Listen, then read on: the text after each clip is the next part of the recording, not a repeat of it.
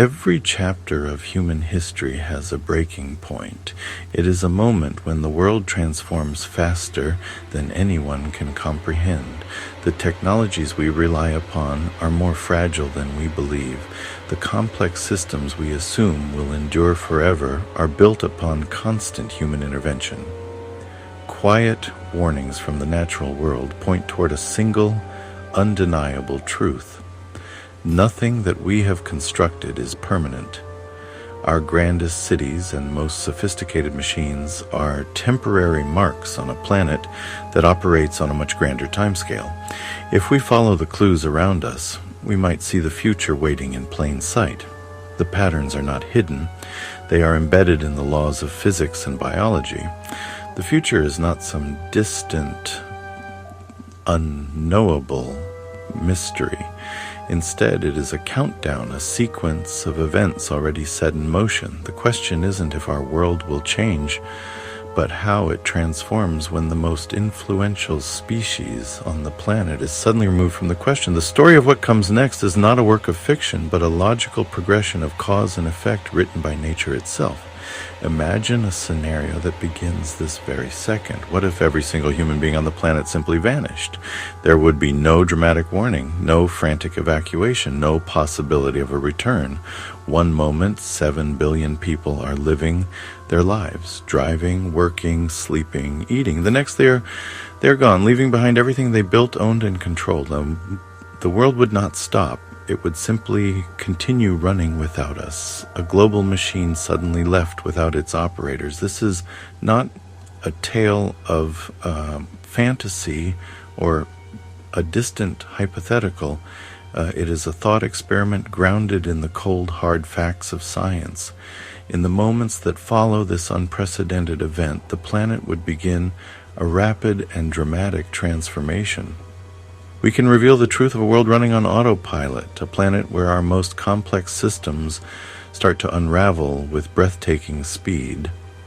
Power grids would begin to collapse under their own automated logic. Great cities, protected by constant human effort, would start to drown from below. Our animal companions, left behind in empty homes, would face a desperate struggle for survival, and everywhere nature would begin its relentless process of reclaiming every inch of territory that we once proudly declared as our own domain. This is the coming age, a glimpse into a future where humanity vanishes and Earth rewrites itself. This is The Coming Age, an IFX exclusive series. Join us as we walk through the events that may unfold and reveal what our world might become without us. It is an unfiltered look at our planet, the Earth, unedited by human hands. The first hour after the disappearance of every human being marks the beginning of a new era. The Earth would enter a profound silence, a quiet it has not experienced in over 300,000 years. The countdown has already begun, measured not in years or centuries, but in minutes and hours.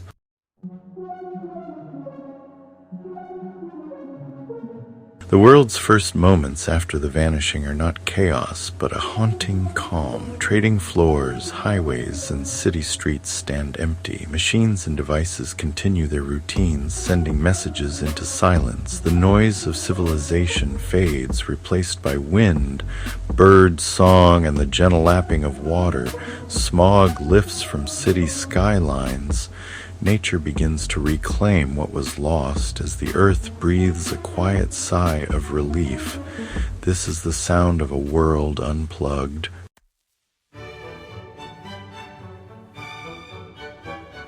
The world falls silent.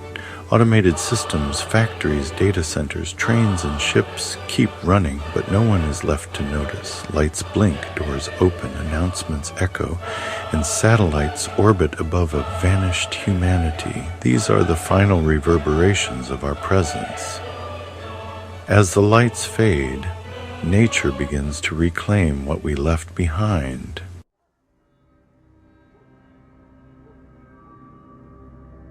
The first full day without humanity is when the lights begin to go out. The illusion of a world running on its own shatters, not from disaster, but a slow cascading failure. Power grids, never designed to run without us, unravel as automated safeguards trigger a planet-wide shutdown. Neighborhoods, then cities, plunge into darkness. By nightfall, the bright web of light that once defined humanity is tattered and fading, leaving only pockets of flickering resistance.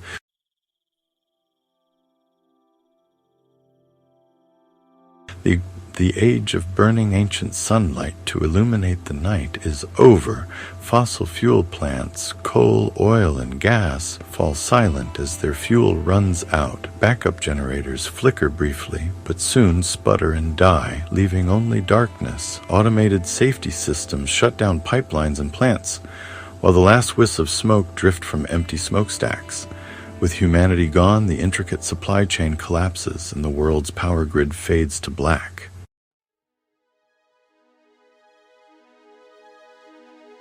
As the fossil-fueled world goes dark, other forms of power generation continue their lonely work.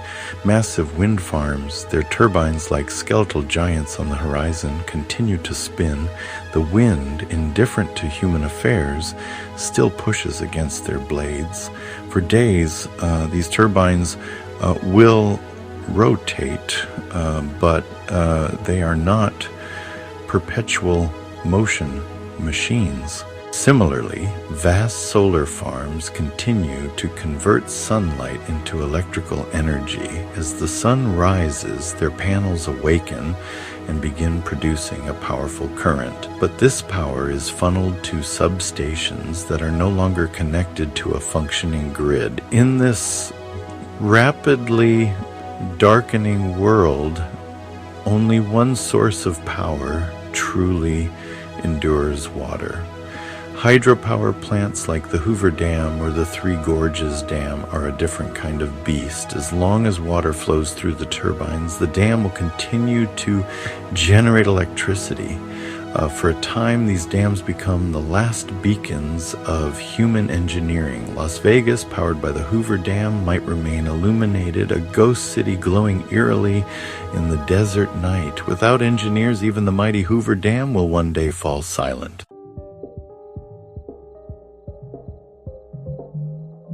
As cities fall dark, a few pockets of light remain. Hydropower's enduring domain. At the heart stands Hoover Dam, a monument of concrete and steel, powered by gravity and flowing water. The river never sleeps, and for now, neither does the dam. Across the world, these titans of engineering stand as the last beacons of a vanished civilization. But even the strongest must eventually yield to nature and time.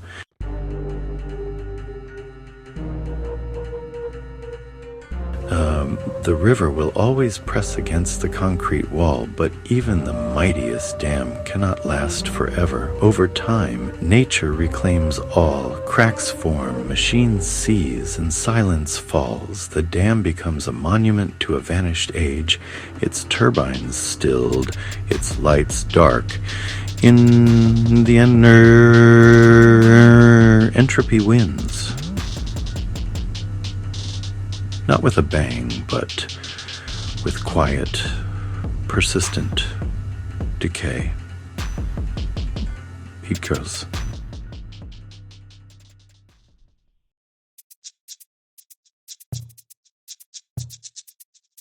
With the planet-wide power grid now dark and silent, a new and more insidious failure begins to take hold in the concrete hearts of our abandoned urban centers. This collapse is not electrical, but hydraulic.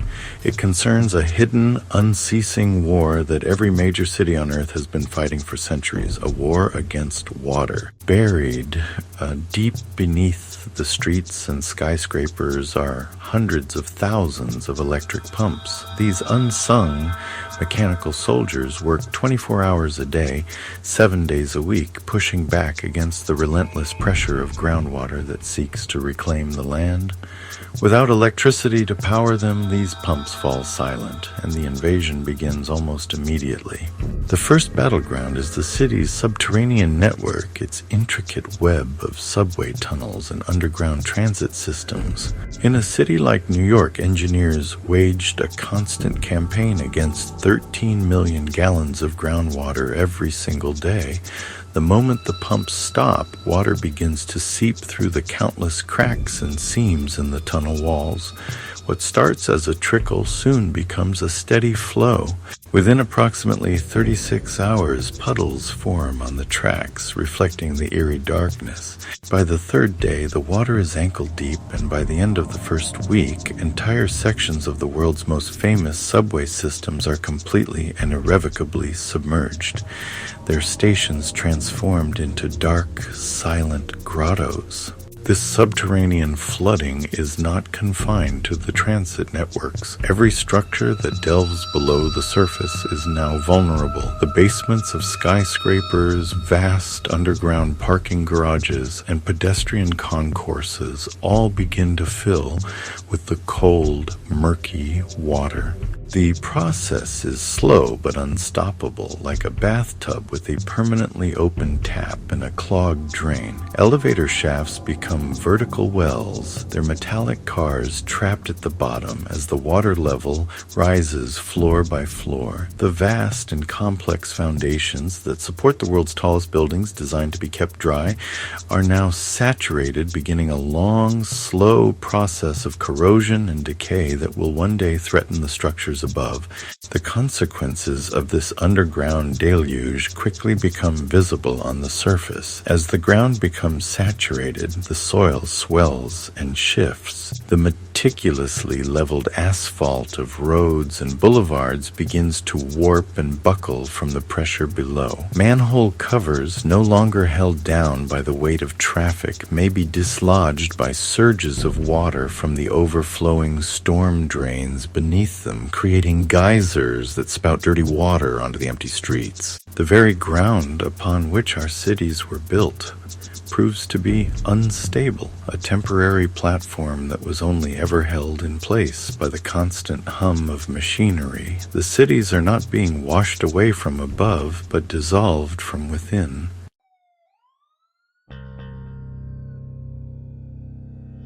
As the first week ends, coastal cities like London, Tokyo, and New Orleans are overwhelmed, flooded from below and battered by tides and rivers. Levees and barriers, once managed by humans, are now frozen in place, unable to adapt as saltwater invades and rivers reclaim their ancient paths. Without maintenance, river channels silt up, storm drains backflow, and rain turns streets into shallow lakes. Cities revert to marshland, drainage systems trapping water instead of removing it. Steel structures begin to rust, paint peels, and moisture seeps into every building. Rust blooms on bridges and buildings, marking the start of structural decay. Billboards shred in the wind, streetlights go dark, and parks grow wild. In just 7 days, the urban world visibly unravels. The illusion of control is shattered. Our cities need constant care to survive. Without us, collapse begins almost immediately.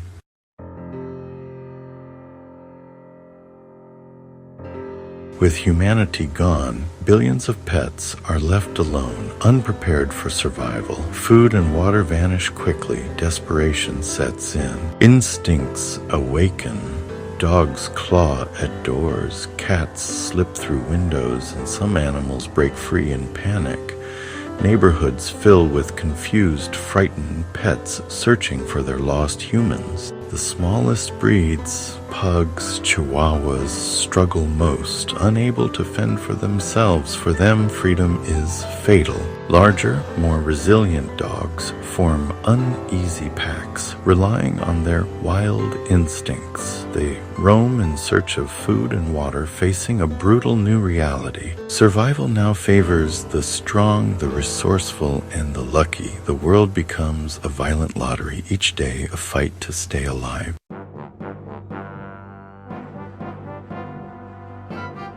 As pets struggle, urban rodents, rats, and mice face their own crisis. Their success depended on our waste and shelter. Without us, their world collapses. At first, abandoned food is plentiful, but it quickly runs out. Rodents gnaw on anything edible, but starvation looms. Predators return. Feral cats, hawks, owls, coyotes, and feral dogs hunt the exposed rodents. Flooded sewers and decaying buildings strip rodents of their hiding places. Their old advantage, access to hidden spaces, disappears. The ultimate survivors of our world are now prey, not rulers. They adapted to us, not to the wild. Without humans, their reign ends.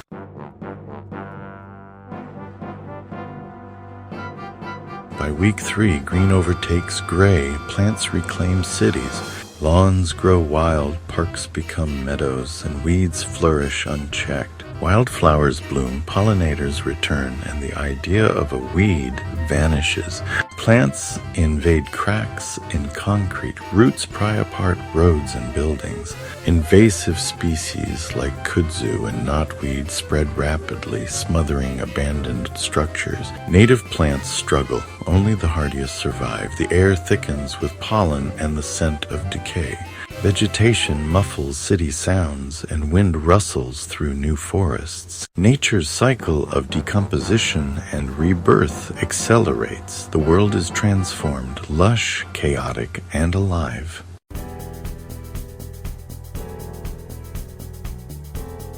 As plants reclaim land, animals redraw their territories, ignoring old boundaries. Deer graze suburban lawns. Wild boar root through parks, and predators roam empty streets. Highways become migration routes. Bears and coyotes enter city centers. The line between wild and urban vanishes. Buildings become new habitats. Wildlife expansion is chaotic and brutal. Predators compete for dominance. Feral dog packs clash with wolves and coyotes, hunting abundant prey. In just a month, nature erases the scars of civilization. The absence of humans creates a power vacuum, filled swiftly by returning wildlife. Entropy rules, but life is relentless, adapting, thriving, and moving on. The world forgets us, and nature reclaims its place.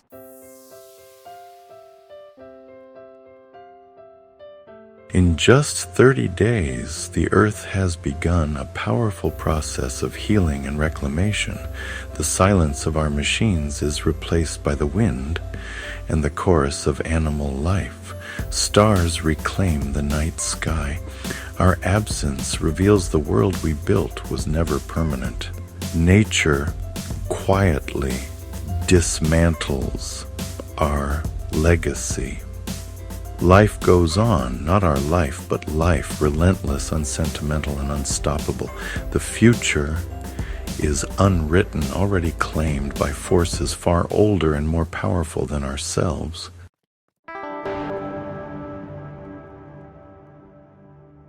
The story of these first 30 days, as dramatic as it is, represents only the opening sentence in a much longer narrative. It is merely the prologue to a world undergoing a complete transformation. The initial failures of our infrastructure, the power outages, and the flooding cities are just the first dominoes to fall in a chain reaction that will unfold over decades, centuries, and millennia. The true extent of nature's reclamation has barely begun. The steel skeletons of our buildings will take centuries to rust away, and the concrete of our dams and highways will linger for thousands of years, the most stubborn fossils of the Anthropocene era. What we have seen is just the first wave. The next chapters of the story will be even more profound. What happens 1 year after humans vanish, when the first full cycle of seasons has swept across the abandoned landscapes? How will ecosystems rebalance themselves after a century, with forests swallowing suburbs and new predator-prey dynamics firmly established? Which of the species we manipulated and moved across the globe will rise to become dominant in our absence, and which ones, like the fragile breeds of dogs or the specialized rats, will vanish forever, becoming footnotes in the history of a departed master? The ultimate fate of our most dangerous legacies also remains an unanswered question. Nuclear power plants secured in safe shutdown mode are stable for now, but their containment structures will not last forever. Over centuries, as concrete cracks and steel corrodes, how will the world handle the slow leak of our most toxic creations? The planet has mechanisms for healing, but the scars we have left are deep, and some of the poisons we have unleashed may persist for timescales that dwarf the entirety of human history. The Earth will move on, but it will forever carry the marks of our brief, explosive tenure. This is where our journey into the first 30 days concludes, but the story is far from over. It is a continuing saga of decay and rebirth, a world where humanity becomes a fading memory and nature resumes its role as the sole author of the future. The Earth Unedited is a place of both terrifying destruction and breathtaking beauty, a testament to the enduring power of life itself. The coming age has begun, and its next chapter promises a world more strange, wild, and unpredictable than we could ever imagine, a world that continues to spin, unconcerned, long after we have gone. Join us for the next episode of The Coming Age as we travel further into the future, into a world where humanity is only a memory and nature is once again in charge.